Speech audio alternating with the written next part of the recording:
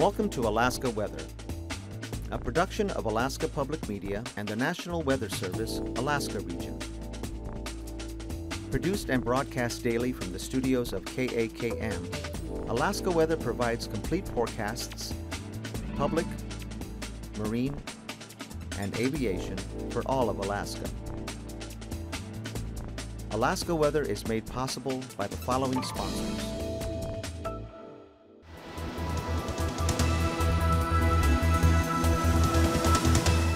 The National Weather Service. Hello everyone, and thanks for joining us for this Thursday's edition of Alaska Weather. I'm Dave Percy. Well, some minor changes developing that could bring a smokier, cloudier solstice weekend to areas of Cook Inlet and the Anchorage Bowl area. Got a marine layer, southwest breezes, could bring some clouds in, usually in a usual atmospheric temperature, usually falls when you go up in elevation, but in an inversion it increases here if the temperature scale is increasing from left to right, and then you reach the top of the inversion and it falls again. So whatever clouds come up on those southwest winds will be kind of trapped here in the lower levels there into the hillside areas, with also whatever smoke happens to make its way in will be trapped in this inversion as well. So this is kind of a worst case scenario forecast for the weekend. What might happen is the easterly winds through Turnagain Arm could keep both the clouds and the smoke from getting any farther north than Turnagain Arm, which would make it a little brighter for Anchorage on the upcoming weekend here. Moving on to fire danger, still quite a few areas of extreme going on here. All of the Tanana Valley up into the central interior, back through the upper Yukon Valley, areas of extreme fire danger back along the Yukon there, and especially the Kuskokwim River Valley, temperatures in the mid-80s there today. And of course the Sitna Valley down in through northern Cook Inlet, northern Kenai Peninsula, still looking at pretty extreme fire danger, with extreme fire danger also, of course, over the Copper River Basin today with those north winds 10 to 20 miles per hour at Gulkana. So it's highest, most extreme along the Copper River there. And clouds and rain eliminated the high fire danger that was over the northern southeast coast yesterday. And the forecast for tonight, extreme fire danger out here for the Copper River Basin as well as the Susitna Valley, both due to the breezy conditions there over the Copper River Basin, and for relative humidities dropping down to about 13 to 25%.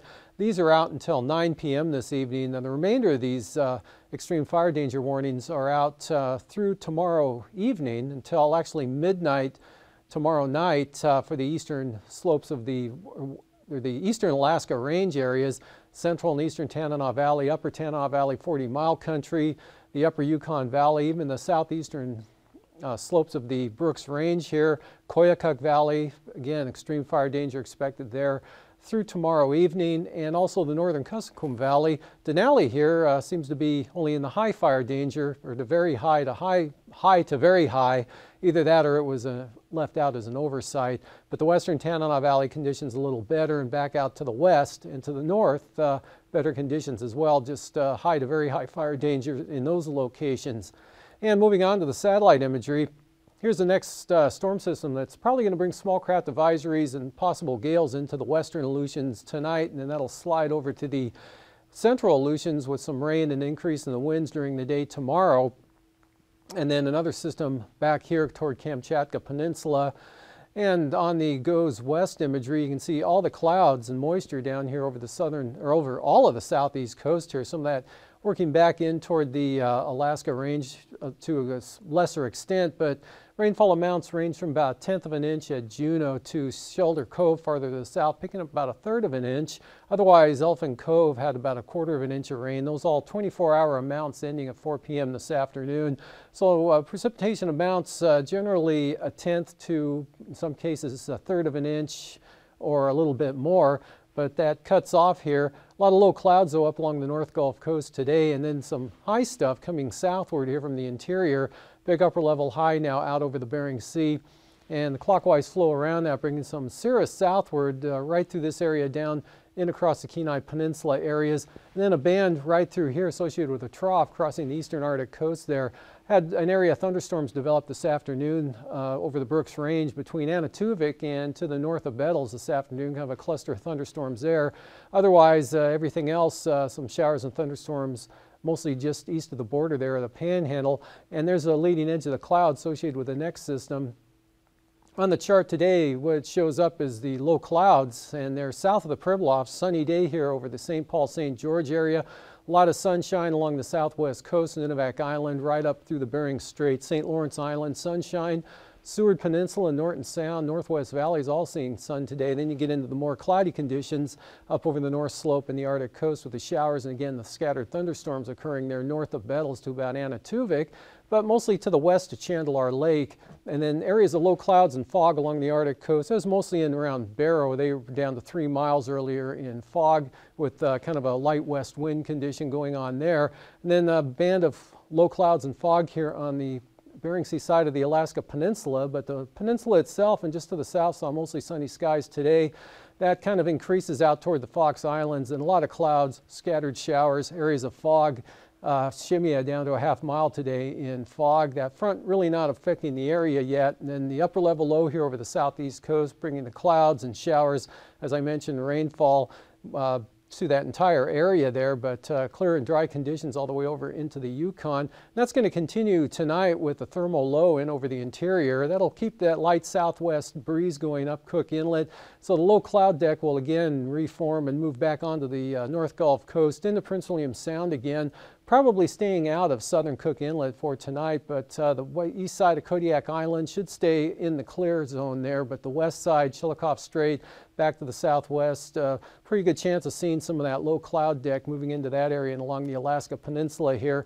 It looks like some low clouds and fog will be on the increase here over the portions of the Bering Sea, so look for an increase in the chance of seeing some fog and low clouds into the Pribilofs, losing possibly the VFR flying conditions you currently have there, but should stay pretty good here for all of the southwest coast, all the way up into Kotzebue Sound and the Chukchi Sea, and then some low clouds and fog continuing along the Arctic coast, and still some scattered showers, isolated thunderstorms up over the eastern Brooks Range and the North Slope areas, and the forecast for the southeast coast, mostly cloudy with scattered showers. Just about the entire stretch of the coastline there, but areas of smoke, of course, over the Kenai Peninsula into Cook Inlet.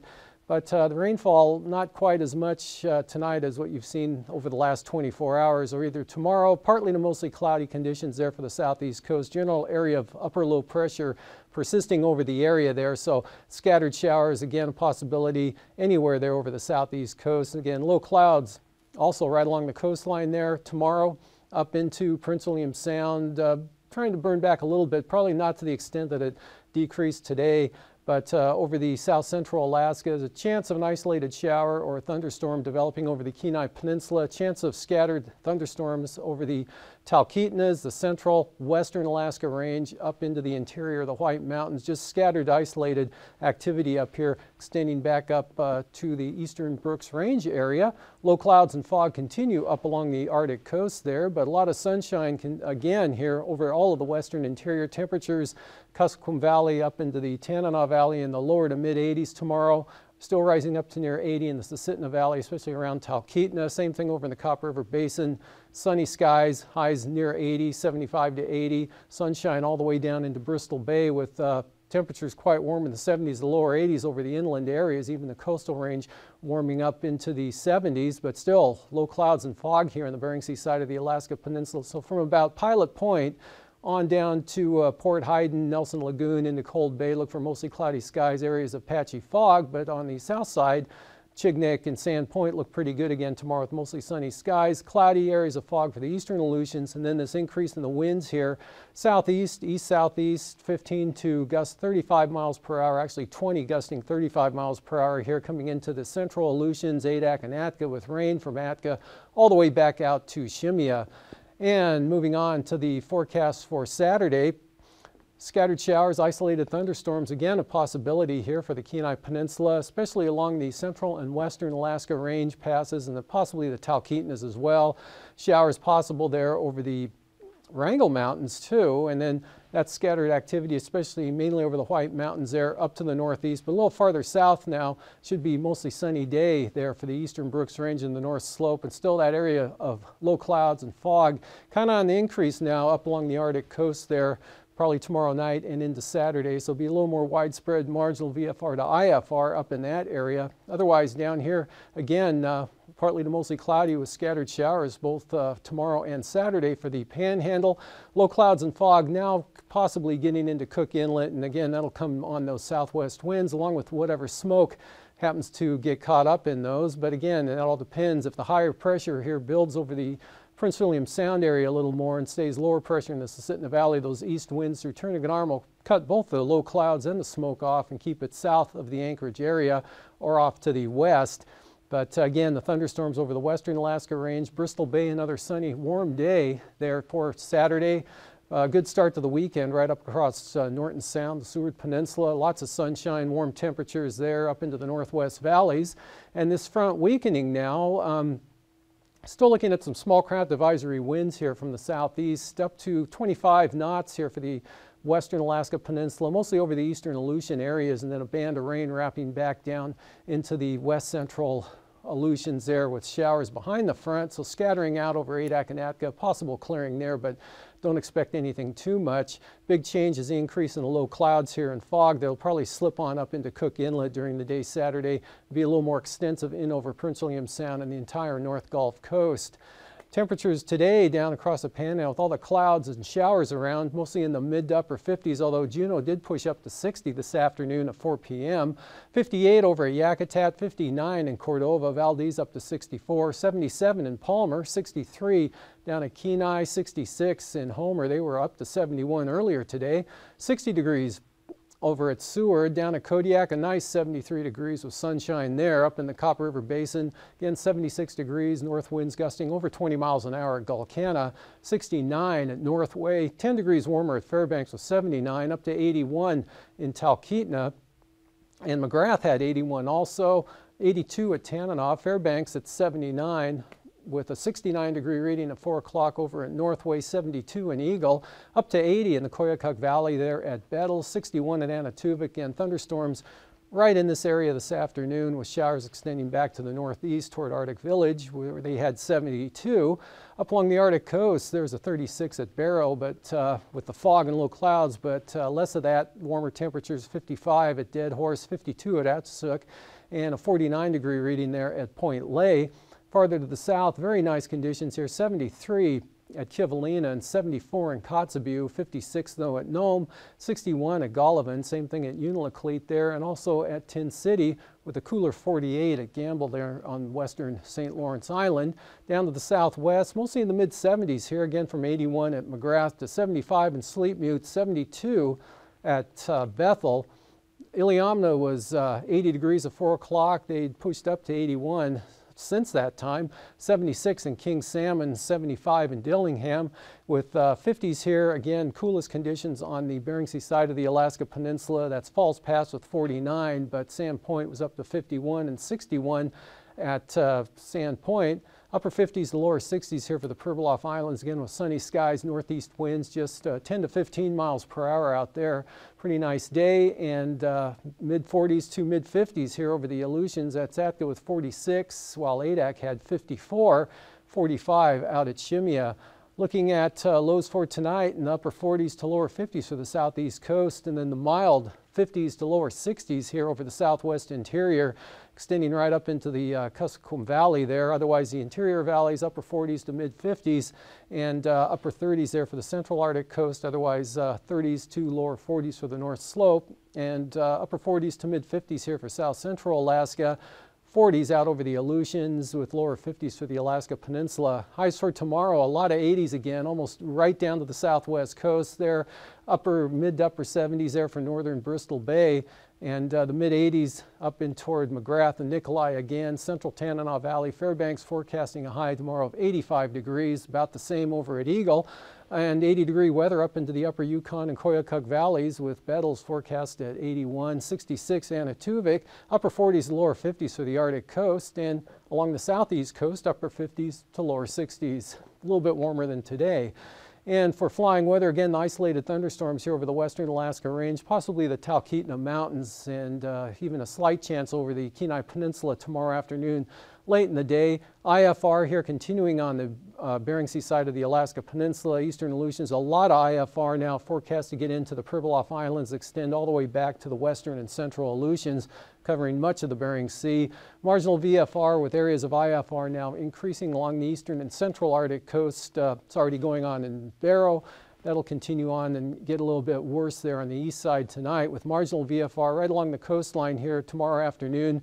Probably burning out of Prince William Sound, possibly, and then along the southern coast of the Kenai Peninsula. Shelikof Strait, marginal VFR, but again, over Kodiak Island and just to the east and northeast, it should remain VFR. Passes looking like this. Anatuvik, VFR flying conditions tomorrow. And for Adigan as well, VFR for the Brooks Range, but there's a risk of a thunderstorm both for Lake Clark and Merrill Pass with same forecast for rainy VFR, slight chance of a thunderstorm in the afternoon. And for windy, VFR flying, slight chance of a thunderstorm. Isabel, though, probably thunderstorm free with VFR flying there. Both Isabel and Mentasta looking good. Tanita, VFR. Portage, marginal VFR again, the low clouds getting up into Prince William Sound. May come down Passage Canal and make the east side a little lower. And for Chilkoot and White, optimistically VFR. Freezing levels, 12,000 feet here. The upper level high center now back out over the Bering Sea, and that's where the warmest air aloft is. A little cooler aloft conditions here, and that leading to some instability over the south central Alaska along the Alaska Range area, leading to a little bit better risk of some showers and thunderstorm activity over the next couple of days, and about 8,000 feet over the Panhandle, and then 8,000 to 10,000 feet out over the southwest Aleutians. And with that frontal system moving in, look for some moderate rime icing to advance from the western Aleutians later tonight and edge its way eastward to about Atka tomorrow afternoon. Otherwise icing free just about everywhere else except over here where there's some possibility of some showers there over the southern southeast coast. Upper level wind flow chart, northerly winds aloft 25 knots here, the main jet well to the south, and there's that upper level low that's keeping it unsettled and cool over the Panhandle. 9,000 foot wind, southeasterlies 25 to 50 knots. That's the strongest winds in the state tomorrow out that way. A little lighter, more variable in over the interior, both at 9 and 3,000 feet. You can see quite light variable winds over the mainland. Southeasterlies 25 to 40 knots back out over the western and central Aleutians. And southwesterlies 20 to 25 up along the western Arctic coast. There could be some light to isolated moderate chop from about Barrow there all the way back to Point Hope, Cape Lisburne and those areas, but smooth through all of the interior down to the Gulf of Alaska, smooth across the Panhandle. And got to get out here to the central Aleutians to get any more turbulence of the moderate variety from about Atka back to Shimya and Attu. And after the break of hangar flying, I'll be back with the marine forecasts.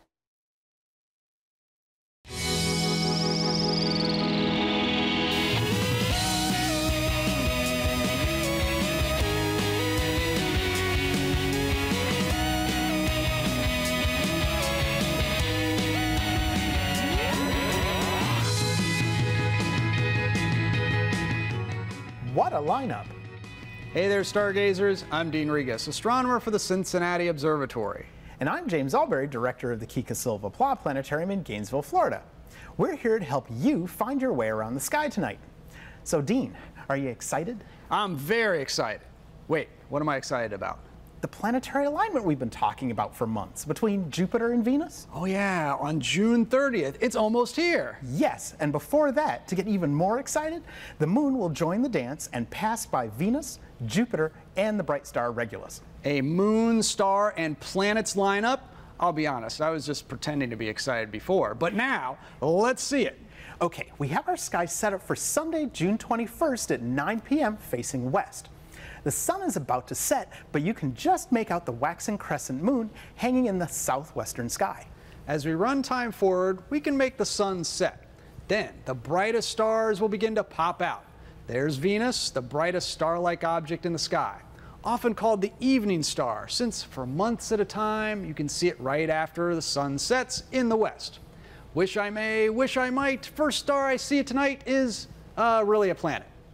Venus is so incredibly bright in our sky because 1, it's a planet almost 8,000 miles across. 2, it's relatively close to us at about 55 million miles. And 3, it's covered in highly reflective clouds that bounce the sunlight back to us.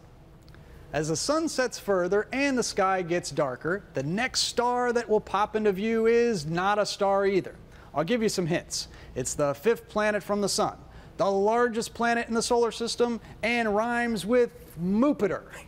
Wow, good hints, Dean. I think they figured out that this is the planet Jupiter. Jupiter is a gas giant planet 88,000 miles in diameter. That means you could fit 11 Earths across its equator. Jupiter is mainly made of hydrogen and helium gases, so there is no land to stand on when you visit. But above the cloud tops of Jupiter, you'd have an amazing view of its 4 largest moons, Io, Europa, Ganymede, and Callisto. You can see Jupiter and the 4 moons from Earth as well, when you look through any quality telescope. Once we advance time to about 10:30 p.m. or so, the sky has gotten dark enough to see more of the stars in the sky. The brightest star in the west at this time of night and this time of year is called Regulus. Regulus is the brightest star in the constellation of Leo the Lion. It marks the heart of the lion and shines with a bright blue-white light. Here's the deal with Regulus. It's about 77 light years away, 3.8 times more massive than our sun, and about 3 times as wide. Despite its size, Regulus spins incredibly fast, making one complete turn in less than 16 hours. Astronomers believe that there's a white dwarf star very close to Regulus, which orbits every 40 hours. Regulus's speedy rotation rate, combined with the tug from the little star, has made Regulus look decidedly squished. Instead of a sphere, Regulus looks more like an M&M. So there is our lineup for next week. Venus, Jupiter, Regulus, and the moon. Of course, the moon will only be there temporarily, and as the days go on, the planets will wander. By June 26th, Venus and Jupiter will be appearing really close together, and Regulus will be gaining on them as well. And then on the evening of the 30th, right after dark, you'll see Venus and Jupiter so close together that they may be hard to separate. Into July, the threesome will only be visible lower in the sky, and Venus will move to the middle. And way in the future, on July 18th, the moon returns to this part of the sky and seems to skim right by Venus. Another lineup with a different order about a month from now. So start getting excited for the great Venus-Jupiter conjunction on June 30th. You can get a preview of the coming attraction just after sunset this week when Venus, Jupiter, Regulus, and the moon will all line up. Keep looking up.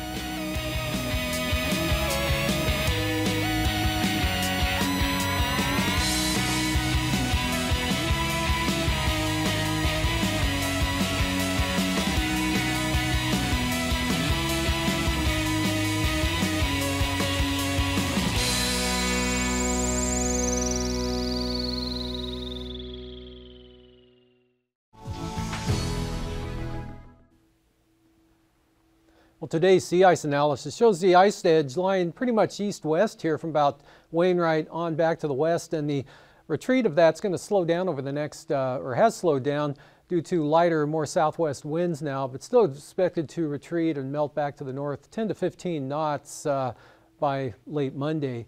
And on to the marine forecast, light west-southwest breezes here along the southeast coast, but up to 20 knots from the south for Lynn Canal and Glacier Bay. And for northern Lynn Canal on Saturday, south winds 25 knots, seas at about 5 feet, southerlies at 15 there for Stevens Passage, and then lighter northwest winds for Clarence Strait. Northwest 15 here on the south coast, westerlies at 10 on the north coast. Prince William Sound and the North Gulf Coast, all light variable winds tomorrow at 10 knots, with seas running 2 to 4 feet. Southeast 15 for the Barren Islands. Southwesterlies 10 to 20 knots across Kodiak Island, strongest here in the eastern marine zones. South 15 for Kamishak Bay. Southwesterlies 15 to 20 knots with the 20-knot winds south of the Forelands.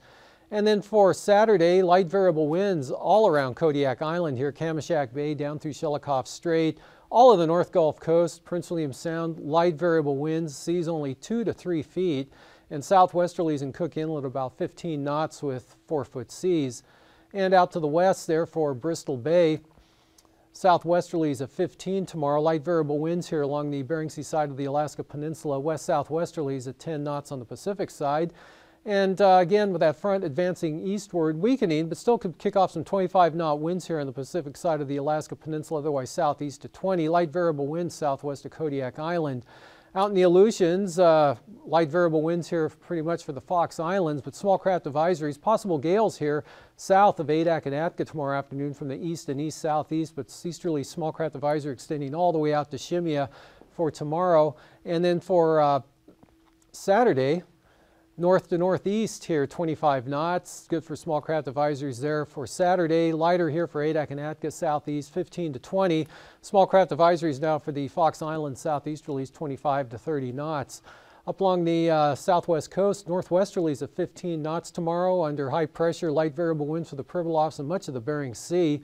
And that takes hold over the northern Bering Sea, all light variable winds, St. Lawrence Island down to Nunivak Island across the northern Bering, but the Pribilofs easterlies increasing to 20 knots with seas building to 5 feet. Up along the Arctic coast there, along the eastern stretch, westerly winds 5 to 10 knots, but southwesterlies at about 20 knots here from the central coast. That extends all the way back down to Cape Beaufort, and then from Wales to Cape Beaufort, it looks like southwest breezes only at about 10 knots with seas running 2 to 4 feet. And then the outlook for Saturday, westerly winds here along much of the Arctic coast at about 20 knots, a little more southwest here as you get over toward Demarcation Point, but still holding at about 20 knots, so pretty status quo stationary wind pattern developing here, and then lighter southwest winds again from Wales to Cape Beaufort, southwest 10 knots, seas 2 to 4 feet. And looking at tonight again, areas of smoke, northern Cook Inlet, the Kenai Peninsula, scattered showers, isolated thunderstorms, central and eastern Brooks Range areas, areas of low clouds and fog along the Arctic coast. Otherwise dry and relatively light winds here through interior Alaska. Scattered showers, mostly cloudy skies for the southeast coast, and then that front bringing the small craft advisories, possible gale force winds in toward the central Aleutians tomorrow with rain, and then scattered thunderstorms and showers here over south central Alaska, mainly along the Alaska Range and Talkeetnas, with a lesser threat over the Kenai Peninsula, both for tomorrow and Saturday in these areas. And the southeast coast holds on to clouds and a risk of some showers right into the first start of the weekend. Have a great night. These forecasts are to be used for planning purposes only.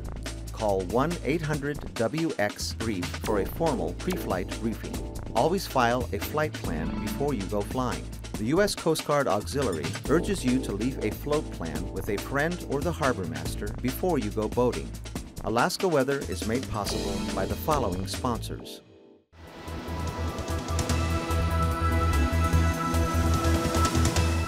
The National Weather Service.